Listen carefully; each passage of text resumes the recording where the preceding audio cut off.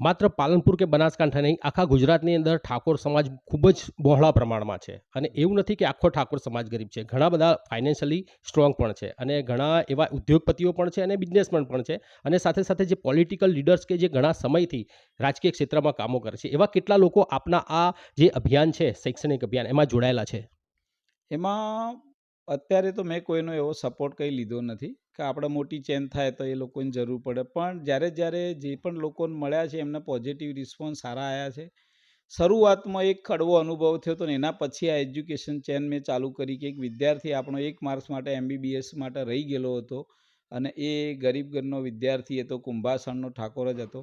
મારી જોડે આવેલો પણ મારે પોતાની હોસ્પિટલ માટે મેં 25-30 લાખની લોન લીધેલી.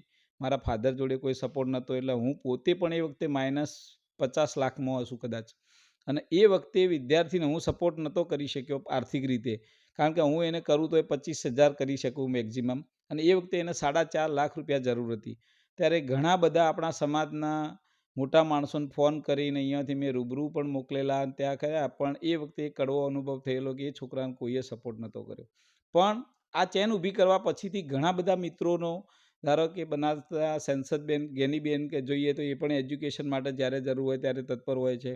અમારા મિત્ર રામસેના સાહેબ જે RTO છે, એમના વાઈફ પ્રિયાબેન, એ પોતે પણ જ્યારે જરૂર મેં કીધું છે કે બેન આટલા 5-10 હજાર જોઈએ તરત મોકલી આપે. આપણા એક બીજાના અમલદાર બેન ઉષાબેન ને બધા પણ ધીમે ધીમે ક્યાંય પણ એજ્યુકેશનની જરૂર હોય તો શિક્ષક મંડળ એક ચાલે છે એની અંદર પણ ઘણો સપોર્ટ કર્યો. અને આપણા જે સંસદ ધારા આપણા ભરતભાઈ ડાભી છે, એમને પોતે પણ એક વિદ્યાર્થીને આ બધા અમે 4.5 લાખ રૂપિયા એક વિદ્યાર્થીને પાટણના વિદ્યાર્થીને જ કર્યા. તમે બધાએ ટુકડે ટુકડે કરી મેં 11,000 જ આલ્યા હતા અને બીજા મિત્રોએ આપ્યા. પછી ભરતભાઈ જોડે મેસેજ મળ્યો તો એમને પણ 10 લાખની જે એમનું બોન્ડ લેવાનું હોય એ 10 લાખનું પોતાની જમીન ઉપર એમને ભરતભાઈના નામે એ છોકરાને બોન્ડ કરી આલું ને અત્યારે MBBSના 3જા વર્ષમાં ભણે છે. એટલે આવા ધીરે ધીરે ઘણા બધા વિદ્યાર્થીઓ છે જે આ સમાજના લોકોના ધીરે ધીરે જેમ ટચમાં આવે છે મદદ કરે છે. પછી નંદાજી છે, એમને પણ એક વખત આ એજ્યુકેશન લોનમાં ઘણા બધા છોકરાઓ મેં એમની જોડે મોકલ્યા, એમને સપોર્ટ કરીને એજ્યુકેશન લોન આલીને ભણાયા.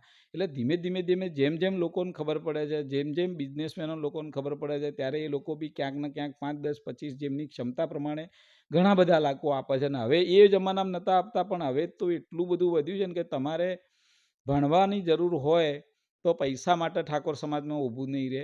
એટલા મોટા મોટા દાતાઓ, મોટા મોટા સમાજના બિઝનેસમેનો પણ હવે જ્યાં પણ જરૂર પડે ને ત્યાં એ આપતા ખચકાતા નથી.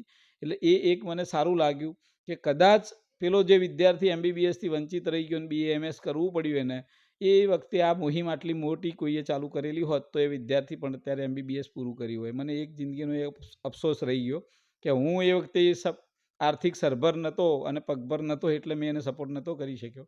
પણ એના પછીથી જ મેં આ ચેન ચાલુ કરીને એનો બહુ બળાવો કોઈ પણ સમાજ હોય, ઠાકોર સેના હોય કે વિદ્યાર્થી મંડળો હોય, જેટલા ચાલે હવે ક્યાંક પૈસાની જરૂર પડે ને તો બધા દોડીને ચાલુ કરી દે છે. કોઈ માણસ એવું નથી હોતું 5-25 જે ક્ષમતા પ્રમાણે કોઈ 50 હાલે ને 500 હાલે. પણ હવે ભણવાવાળો જોઈએ, પૈસા માટે ઊભું નહીં રહ્યા સમાજમાં.